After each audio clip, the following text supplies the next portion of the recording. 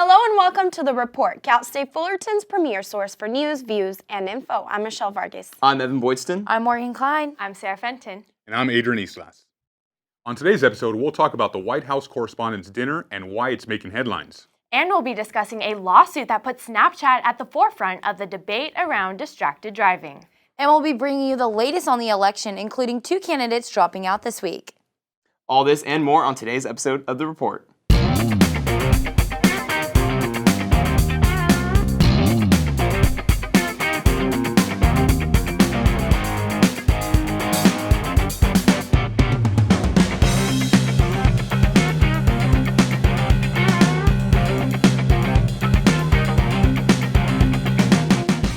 So the spring concert is coming up this weekend, and I know, Evan, you were there last year and actually played. What was that like? Well, it was awesome because my band, we actually won the Battle of the Bands here on campus, and it was a cool experience because all my friends showed up, and we literally blew everyone out of the water. It was great.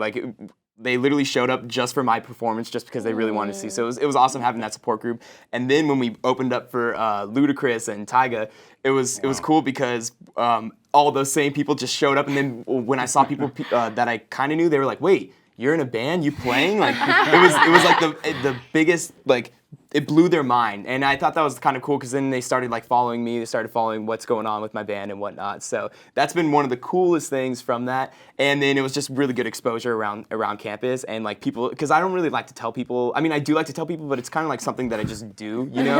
Because it's like, all right, I'm going to go play a show in front of all these people. And people are like, "What? You're going to do, that was your show?" I was like, "Yeah, I mean, you can come if you want." And because it's just fun for me to do. So, we'll see where it goes. Who knows? If this fails, yeah, we'll be Cool, man, yeah. But yeah, Very cool. Check us out, Bear Fight. Shameless plug. We knew him before he got super famous. But anyways, moving on. This election has been one of the most controversial in history, especially on the Republican side. Amy Goodman from Democracy Now! Recently did an interview with Al Jazeera Plus and made some interesting comments about how the media has affected this election. Take a look. Whether it's Fox or MSNBC or CNN, you often can't tell the difference. You're flipping from one channel to another, and they're all Trump all the time. It's Trumpland.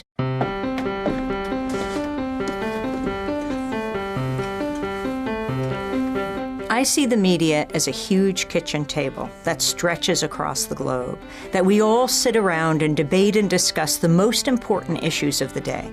War and peace, life and death, and anything less than that is a disservice to a democratic society. It is critical in an election year to hear how policies affect people on the ground, not to get the pundits, but to get the people themselves. They're bringing you the pundits, and this is true on all the networks, the pundits, who know so little about so much, explaining the world to us and getting it so wrong. The media manufactures consent for war, for candidates in elections, by bringing you more, for example, of one person, like Donald Trump. He is pumped into everyone's home. He can just stay in a gold-gilded mansion in New York or one of them in Florida.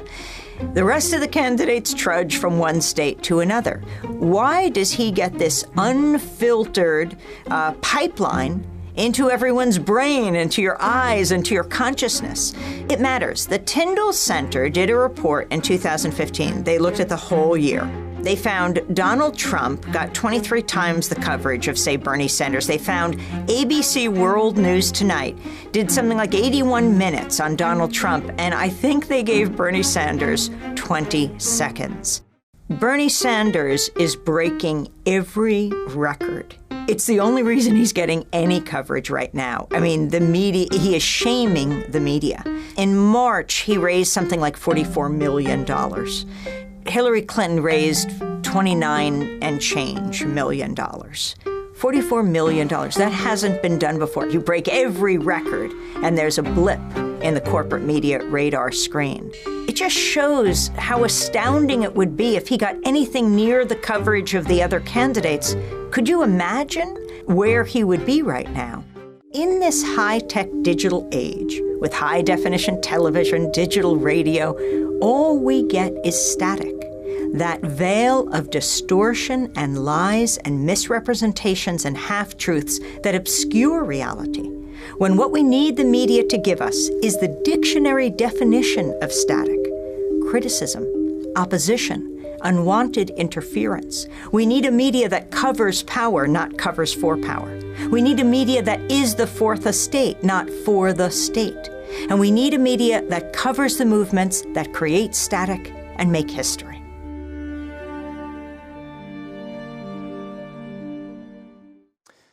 All right, so guys, this obviously has been an extremely controversial election. What do you think of the points that Amy makes in the video?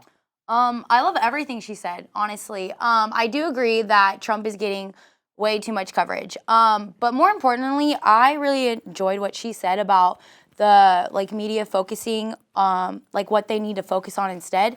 And so I think that the media needs to change, and that's why I specifically am going into this industry. So I have so much respect for her, agree with everything she said. So yeah, I enjoyed her video. Definitely, I would agree. I think, we're losing what we started so many years ago, back when television first came. I mean, radio was such a great source of good information. And television gave you now that face for that information, but unfortunately, it's turned more into entertainment and what's going to earth the emotion of the society. And I think it's just really sad that broadcast is now visioned at non-credible individuals rather than a pure source and a good foundation of information. Well, the media is pretty much ran by advertising right now. The amount of advertising dollars spent because of the election years during election times, the advertising, they hike up the price. And because of Donald Trump, obviously, they're able to charge an arm and a leg for it. And that's just absolutely insane. Yeah, and the funny thing about that, too, is that you have every other candidate in the field right now spending millions upon millions of dollars just to be able to put ads out. They're promoting their campaigns. And it's a funny thing, Ted Cruz, who now we know is out of the race, recently stated that the media has given Donald Trump basically about $2 billion worth of free exposure. So yeah, he's definitely been overexposed, but I think it has a lot to do with him just, these outlandish statements that he makes, that they're hard to ignore, hard to take serious, number one, but very hard to ignore, and the media just picks up and runs with it. So hopefully now that he's actually gotten the Republican nod, or not yet, he's got it pretty much wrapped up. Yeah, but hopefully we'll see less talk and I guess coverage of Donald Trump. But come a month from now, I mean, that's all we're going to see again. So. Yeah, I totally agree with everything she says in the video. It's sad because as we're going through school right now, journalists, we're taught to be unbiased. And there's a lot of bias that's going on in the media. And it's sad because we're here to inform the public of, we're that median between the government and what's going on in the world and the rest of society. We're supposed to be telling society what's going on, what they should be looking for, and we're supposed to inform them. And in that way, I think we're kind of skimming on that, and we're not giving society everything that they deserve. But at the same time, I think it's up to society as a whole to inform themselves, to be educated voters. That's a good point. Yeah, especially when you consider Bernie Sanders. Bernie Sanders is, his notoriety has been largely based on social media, and that's why he has such a huge following amongst the 18 to 30-year-old demographic. So he hasn't had to put up a ton of money to get the exposure he's gaining, and but yet still he's in the race still. Surprisingly, I guess, to a lot of people. Well, hopefully something changes. In other news, the popular social media app Snapchat is being sued by a man who sustained injuries in a car accident.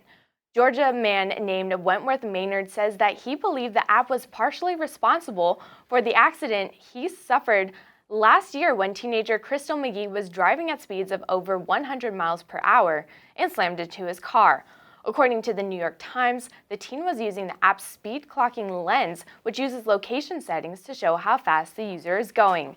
A lawyer for Maynard released a statement saying his client sustained, quote, severe traumatic brain injuries, end quote, and also released these pictures of the accident. He alleges that the app motivates drivers to drive faster and faster in order to obtain a higher speed each time they use the app. Meanwhile, Snapchat says they have never offered incentives for drivers to drive and use the app. A spokesperson for the company released a statement saying, quote, no snap is more important than someone's safety. We actively discourage our community from using the speed filter while driving, including by displaying a quote, do not snap and drive warning message in the app itself, end quote. McGee has not been criminally charged because the passengers in her vehicle gave conflicting testimonies about the speed she was driving at, and that it's possible a moving violation on Maynard's end contributed to the accident.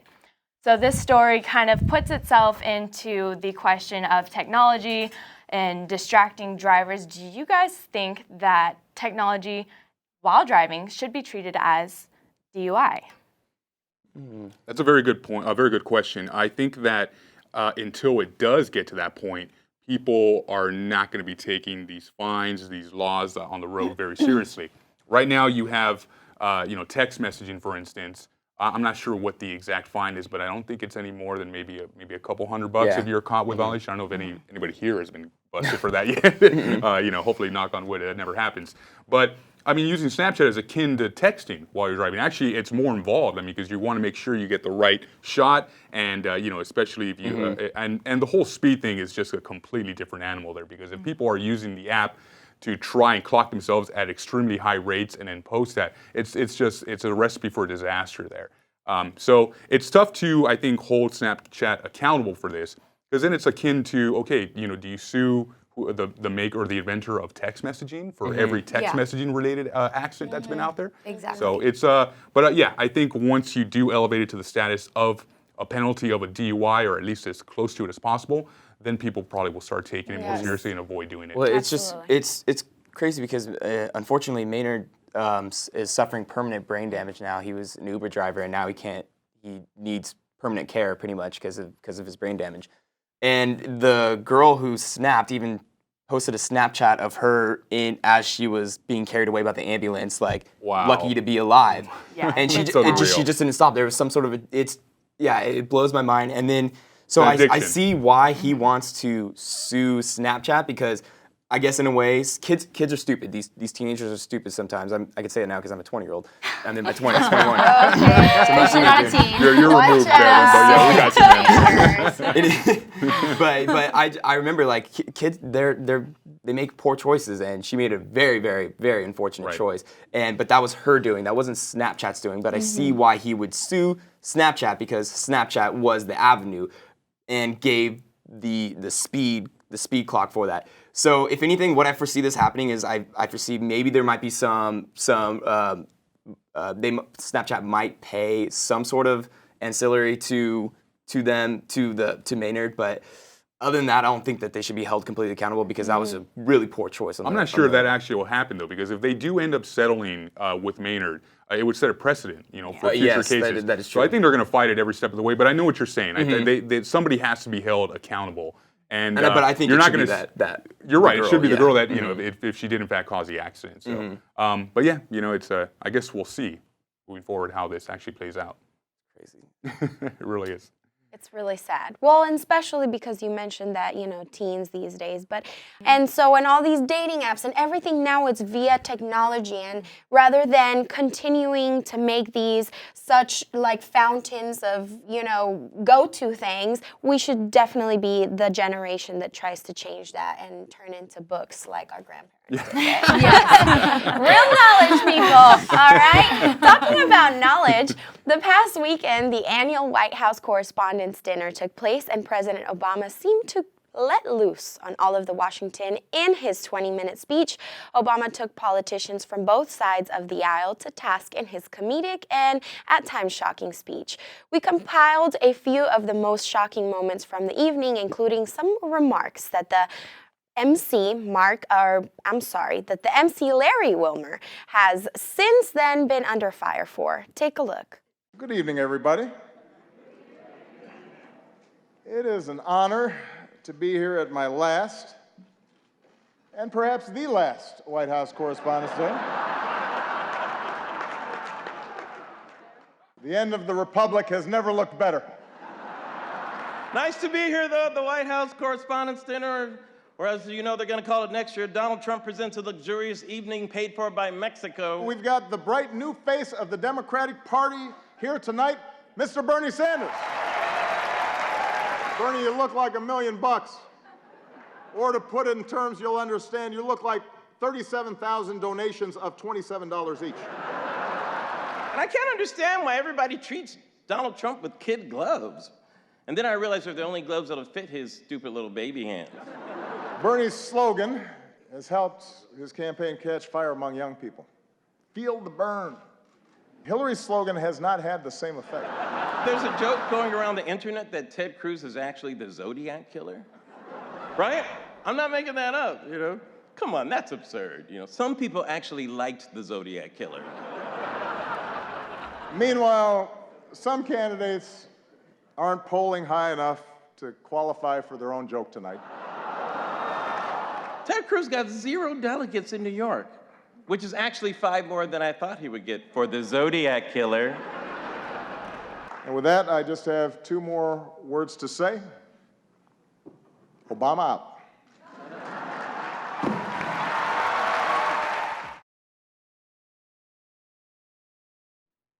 I absolutely loved it. I mean, I think it's just dead on in terms of saying goodbye, especially with the dropping of the mic and the piece, you know.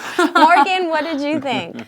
Okay, so I thought it was a lot to take in, especially like watching it all. I think people, going back to Goodman's video, she mentioned it's like hard for people to understand what's going on in politics because you change to one channel and there's a little bit about politics, you get bored, so you go to the next one. Like, it's too much for people to take into consideration. So I think a lot of people are not very educated because it's so overwhelming. But then going into Obama's speech, like his speech was great. You know, I'm pretty educated about the politics. I understand what's going on.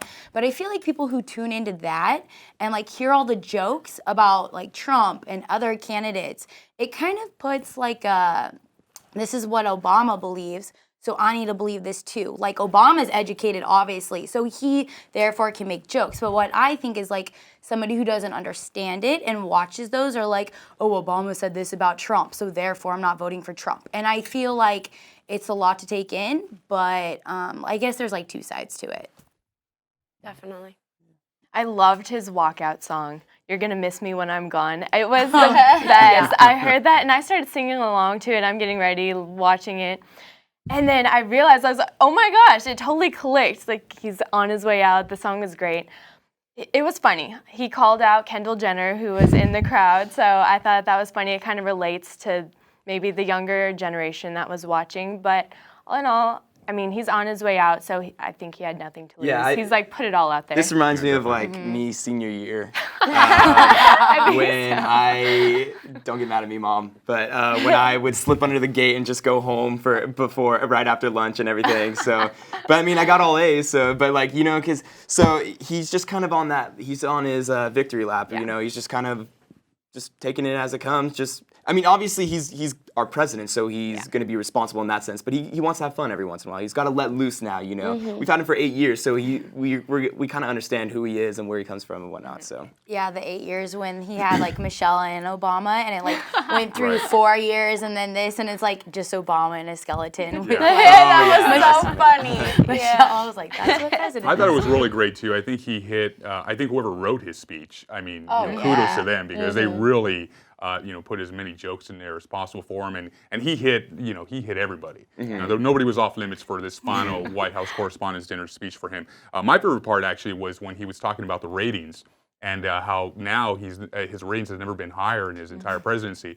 And the last time he was that high was when he was trying to figure out his major for college. So to me, that was the greatest joke, I think, there. You know, one that we can, I'm not sure all of us can relate to, but, you know, college, just talking about college is it was a funny part there. And then, yes, Sarah, the mic drop at the end, classic, Obama out, paying homage, I think, there to Kobe Bryant in his last game. At least that's where I made the correlation. But overall, I think it was really good, and I think he even had Larry Wilmore jealous there. He's like, "Hey, you're the president. You can't get into comedy here. You're doing this. You're too good at this. You're too good at this." True. Okay, so moving on to our first story here. Donald Trump easily won the Indiana primary, causing Ted Cruz to drop out of the race after the knockout blow, stating, quote, "We gave it everything we got, but the voters chose another path," end quote. With Cruz out of the way, the GOP frontrunner said, quote, "We're going after Hillary Clinton," end quote. Meanwhile, on the Democratic side, Bernie Sanders was declared the winner of the Indiana primary, but still trails Hillary Clinton with only 1,243 delegates remaining. Clinton is currently looking past Sanders and has her focus trained on Trump, stating, quote, "I'm really focused on the general election. We're going to have a tough campaign," end quote. Now we'd like to bring you an update on a story we brought to you a few weeks ago. A law that passed through the California State Assembly that would raise the smoking age from 18 to 21 has been officially signed into law by Governor Jerry Brown. The news came in late last night from the state capitol and also affects other aspects of tobacco sales. The law also raises the smoking age for e-cigarettes to 21 and bans e-cigarettes from the same places tobacco-based cigarettes are banned. Hawaii is the only other state with a similar law. However, multiple counties and 10 additional states have similar legislation. The law is set to take effect on June 9th of this year. A Navy SEAL died at the hands of ISIL in northern Iraq on Tuesday after they penetrated Kurdish defense lines and launched an attack with small arms and car bombs. The Navy SEAL has been identified as Charles Keating IV and is the third American combat death in Iraq since the U.S. military deployed personnel there in 2014 to support the war against the Islamic State. White House Press Secretary Josh Earnest said Islamic State terrorists overran Iraqi soldiers guarding a checkpoint and then attacked Kurdish fighters 2 miles away, where the U.S. service member was stationed. From everyone here at Titan TV, our condolences go out to the Keaton family. Waves of dead sea creatures, including whales, salmon, and sardines, have washed up on the shores of Chilean beaches in recent months, and the weather caused by El Niño may be to blame. Scientists were startled to find 337 deceased whales along the southern coast of the country. The grim sight was named one of the biggest whale stranding events ever recorded. In March, millions of salmon died due to red tide algae, which is common, but the rise in water temperatures boosted the toxic bloom and caused it to travel further north than usual. The trend continued this month when 8,000 tons of sardines and thousands of clams saw a similar fate. El Niño phenomenon, which affects Chile's Pacific coastline every few years, is the main culprit, according to scientists. Well, that does it for our 8th episode of The Report. We will see you next week for our final episode of the semester. Until then, I'm Sarah Fenton. I'm Adrian Islas. I'm Michelle Vargas. I'm Evan Boydston. And I'm Morgan Klein. Stay fresh, Fullerton.